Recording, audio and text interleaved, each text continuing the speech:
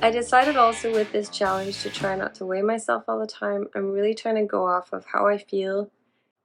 There's really an ingrained wiring, even though I grew up with no scale in the house. I grew up with a mother who had her own health clinic, so we were very, very aware that calories don't mean anything because food is not all created equal. If you're eating an avocado high in fat, that, yes, technically has more calories, but it's going to be so much better for your body than a bag of chips, and especially better than a low fat, high sugar item.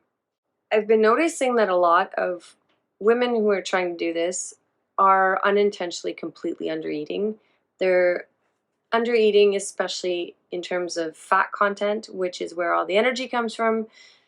Really pushing past that and rewiring the brain is difficult.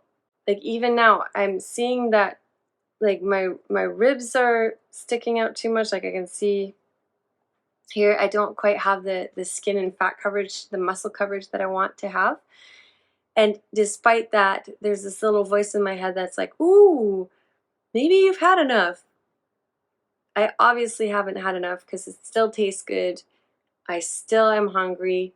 But there is that little voice that lives inside my head from all the conditioning from the TV, the marketing, the commercials, the television series where everybody looks like emaciated waifs.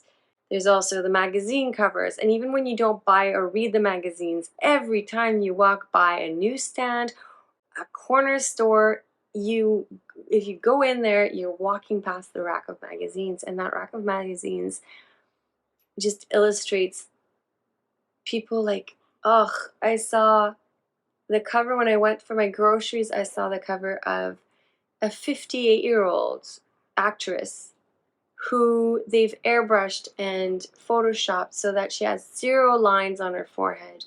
They've softened all of the bags under her eyes, and of course, it's completely unrealistic.